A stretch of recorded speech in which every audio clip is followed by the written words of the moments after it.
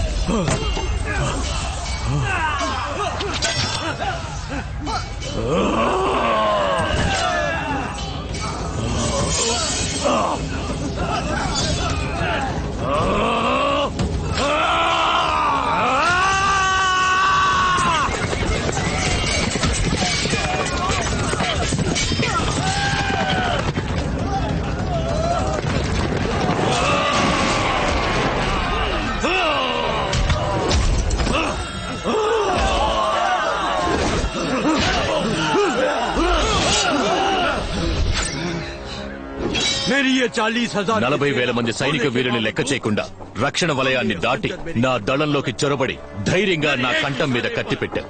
నా దళం నిన్ను నలిపి పారేయడానికి క్షణిక కాలం కూడా పట్టదు. నువ్వు చిటిక వేసేలోగా నా వలయ ఖడ్గం నీ కంఠాన్ని ఖండించి వేస్తుంది.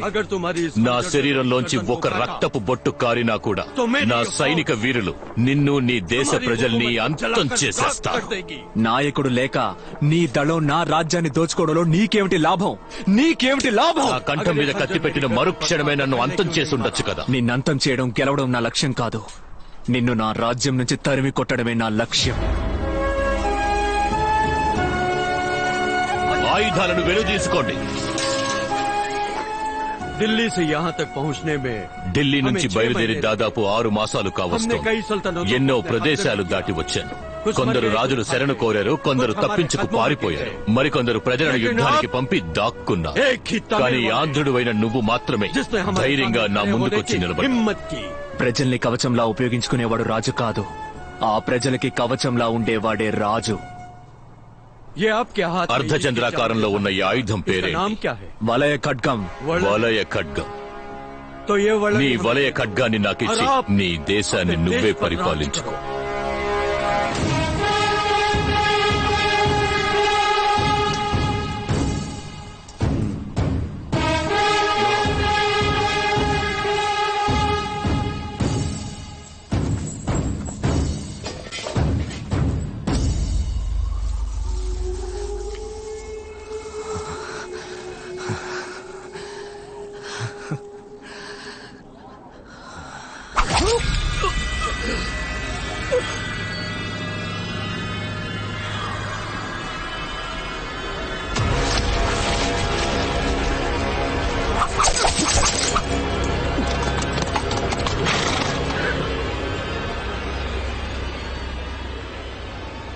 నీ దేశాన్ని వదిలేయగలను, కానీ నా కంఠం మీద కత్తి పెట్టిన నిన్ను వదిలిపెట్టలే.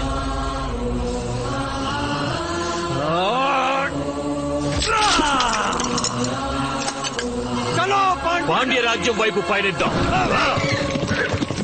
నమ్మక ద్రోహం నేను కని విని ఎరుగని ఆయుధం.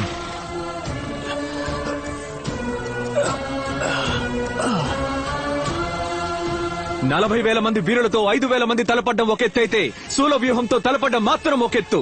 పరదేశీయుల్ని పరిపాలించడానికి అనుమతిస్తే మన సంప్రదాయం అంతమైపోతుంది.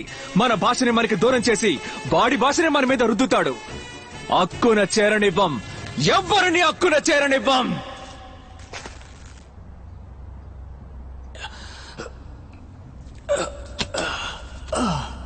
నేను మళ్ళీ వస్తాను.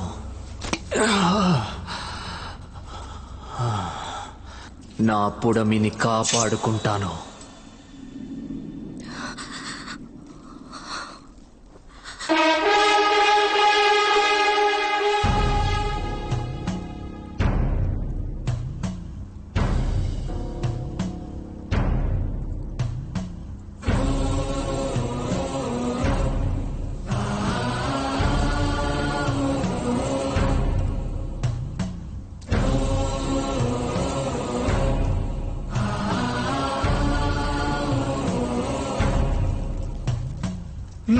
స్థలాలను తన పేరుకు మార్చుకోబోతున్నాడు.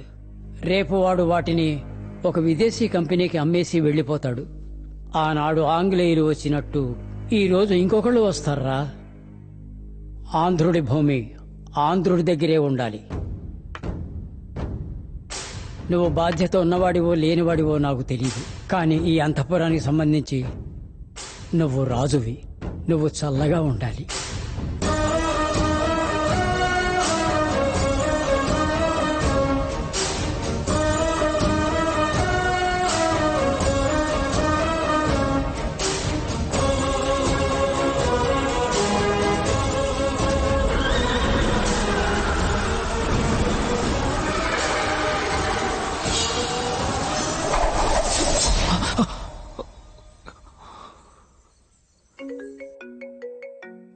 ఏంటి చెప్పు. సార్ రేపు morning registration confirm sir. Online payment కావడం వల్ల అందరికీ బ్యాంక్ అకౌంట్స్ ఓపెన్ చేశాను సార్. డాక్యుమెంట్స్ వెరిఫికేషన్ కూడా పూర్తయింది. రేపు మార్నింగ్ 10 గంటలకి నితిన్ మహేతా రిజిస్టర్ ఆఫీస్కి వచ్చేస్తారు సార్. రాజా, రేపు ఉదయం 10 గంటలకల్లా రిజిస్ట్రేషన్ అంట. సింహాద్రిపురంలో ఉన్న 1500 ఎకరాల వ్యవసాయ భూములు వాళ్ళ పేరున మారబోతున్నాయి. ఇప్పుడు మనం ఏం చేయబోతున్నాం? రిజిస్ట్రేషన్ జరగబోయేది రిజిస్టర్డ్ ఆఫీస్ లో కాదు. సరే సార్. స్థలం అమ్మడానికి వచ్చిన వాళ్ళందరినీ తీసుకొచ్చి మన కళ్యాణ మండపంలో ఉంచు. Okay sir. అట్నే రిజిస్టర్ ఆఫీసర్ కూడా మన కంట్రోల్లోకి తెచ్చిపెట్టుకో. అలాగే సార్. రేపు ఎక్కడ ఎన్ని గంటలకు రిజిస్ట్రేషన్ అని నేను చెప్తాను. మనమేం చేయబోతున్నాం అనే దానికంటే శత్రువులు ఏం చేయాలనుకుంటున్నారో తెలుసుకుంటే చాలు. మనమేం చేయాలో అర్థం అవుతుంది. పో, వెళ్ళి ల్యాప్టాప్ తీసుకురా. అలాగే రాజా. రాజా, అడుగుతున్నానని తప్పుగా అనుకోకండి. ఇలాంటి పరిస్థితుల్లో కూడా సినిమా చూడడానికి ల్యాప్టాప్ అడుగుతున్నారే? నేను ఇంతవరకు నేను కొట్టలేదు కదా. లేదే. ఇప్పుడు నేనేం తప్పుగా అడిగానని ల్యాప్టాప్ లో అందరూ సినిమాలాగా చూస్తారు.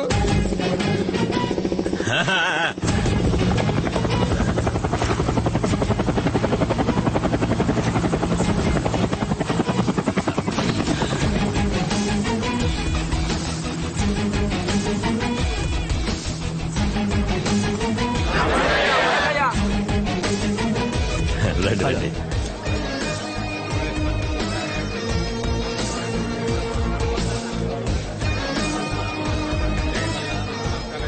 What happen? Sorry sir, network problem. చాలా స్లోగా ఉంది. సార్ మీరు రిజిస్ట్రేషన్ మొదలెట్టండి సార్. సార్కి బోల్డ్ పనులుంటాయి. సార్, అందరికీ ఆన్లైన్ లో పేమెంట్ వచ్చిందన్న మెసేజ్ వచ్చిన తర్వాతే రిజిస్ట్రేషన్ పెట్టుకోగలం. ముందు నెట్వర్క్ సంగతి చూడండి. ఏంటయ్యా, ఏందయ్యా? ఈ ఊళ్ళో టవర్ ఉందా లేదా? All companies' networks are available here, sir. అన్నా ఓసారి చూడన్నా.